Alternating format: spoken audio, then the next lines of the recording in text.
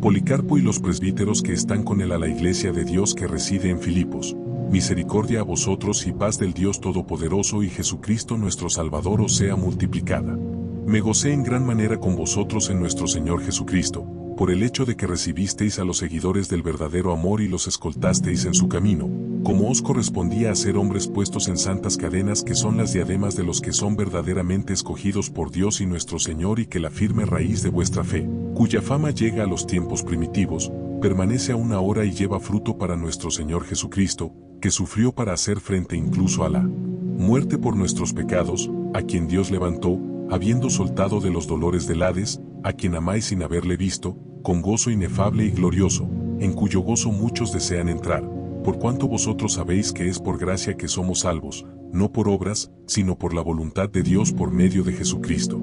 Por lo cual ceñid vuestros lomos y servid a Dios con temor y verdad, abandonando las parlerías vanas y vacías y el error de muchos, porque habéis creído en aquel que levantó a nuestro Señor Jesucristo de los muertos y le dio gloria y un trono a su diestra, al cual fueron sometidas todas las cosas en el cielo y en la tierra, al cual toda criatura que tiene aliento sirve, que viene como juez de los vivos y los muertos, cuya sangre Dios requerirá de todos los que le son desobedientes. Ahora bien, el que le levantó a él de los muertos nos levantará también a nosotros, si hacemos su voluntad y andamos en sus mandamientos y amamos las cosas que él amó, absteniéndonos de toda injusticia, codicia, amor al dinero, hablar con malicia, falso testimonio, no devolviendo mal por mal o burlas por burlas, o golpe por golpe, o maldición por maldición, sino recordando las palabras que dijo el Señor cuando enseguida, no juzguéis, para que no seáis juzgados. Perdonad, y seréis perdonados. Tened misericordia, para que podáis recibir misericordia.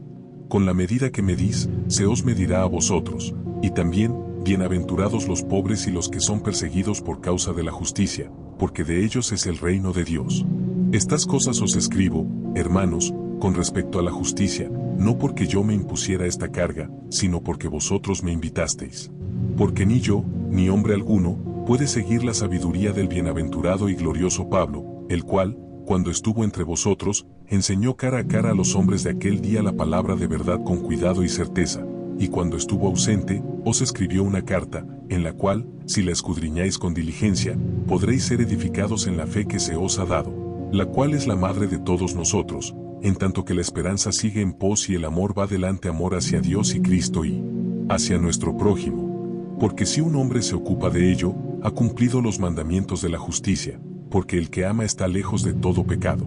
Pero el amor al dinero es el comienzo de todos los males. Sabiendo, pues, que no trajimos nada a este mundo ni tampoco nos llevaremos nada de él, aprestémonos con la armadura de la justicia, y enseñémonos primero a andar en el mandamiento del Señor, y luego nuestras esposas también, a andar en la fe que les ha sido dada y en amor y pureza, apreciando a sus propios esposos en toda verdad y amando a todos los hombres igualmente en toda castidad, y criando a sus hijos en el temor de Dios. Nuestras viudas deben ser sobrias en lo que se refiere a la fe del Señor, haciendo intercesión sin cesar por todos los hombres, absteniéndose de toda calumnia, de hablar con malicia, dar falso testimonio, amar el dinero y toda cosa mala, sabiendo que son el altar de Dios, y que todos los sacrificios son inspeccionados cuidadosamente, y nada escapa de él, ni sus pensamientos ni las intenciones o alguna de las cosas secretas del corazón. Sabiendo, pues, que de Dios nadie se mofa, deberíamos andar dignamente en su mandamiento y su gloria.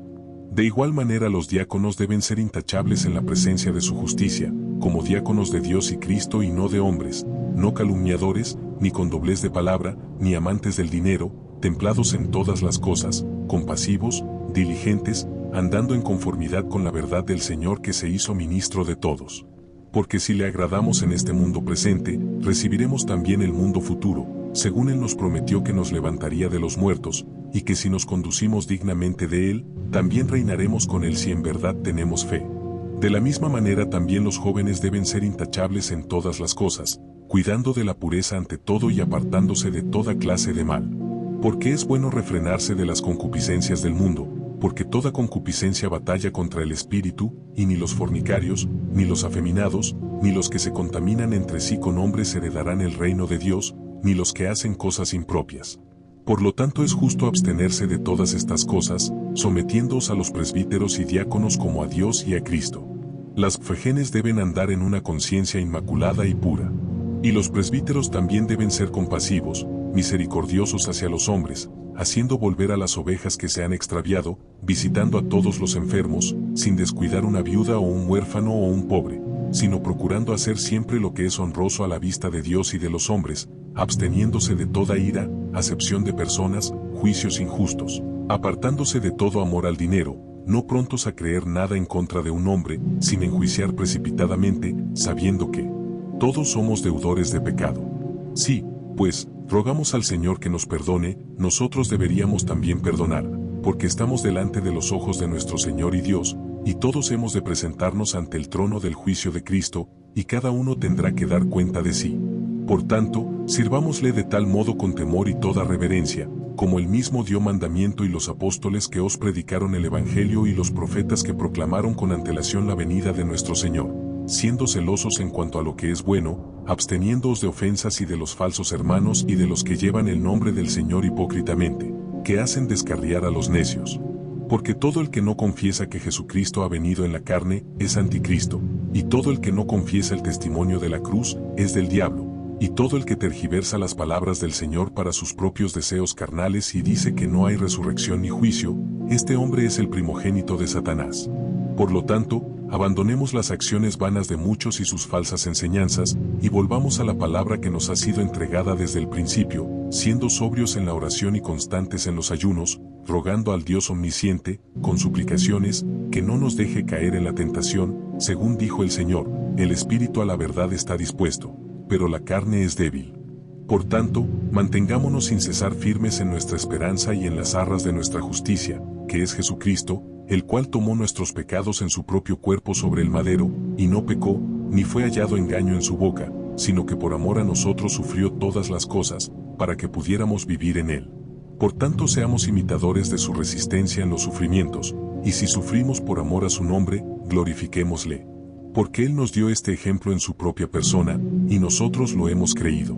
Por tanto, os exhorto a todos a ser obedientes a la palabra de justicia y a soportarlo todo, según visteis con vuestros propios ojos en los bienaventurados Ignacio, Zósimo y Rufo, sí, y en los otros también que han venido a vosotros, así como en el mismo Pablo y en el resto de los apóstoles, estando persuadidos de que todos estos no corrieron en vano, sino en fe y justicia, y que están en su lugar debido en la presencia del Señor, con el cual han sufrido también.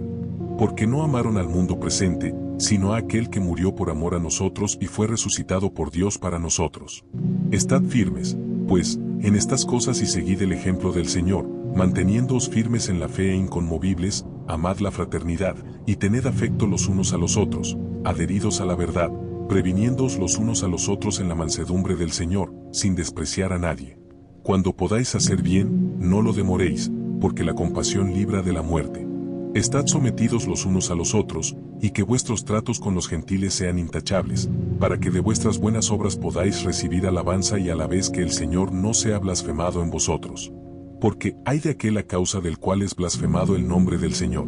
Por tanto, enseñad sobriedad a todos los hombres, y andad vosotros en ella. Sentí gran pena a causa de Valens, el cual en otro tiempo era presbítero entre vosotros, a causa de su ignorancia respecto al cargo que le fue conferido. Os advierto, pues, que os abstengáis de la codicia y que seáis puros y fieles. Absteneos de todo mal. Pero el que no puede gobernarse en estas cosas, ¿cómo puede hacerlas cumplir a otros? Si un hombre no se abstiene de la codicia será corrompido por la idolatría y será juzgado como uno de los gentiles que no conocen el juicio del Señor. ¿Cómo? ¿No sabéis que los santos juzgarán al mundo, según enseña Pablo?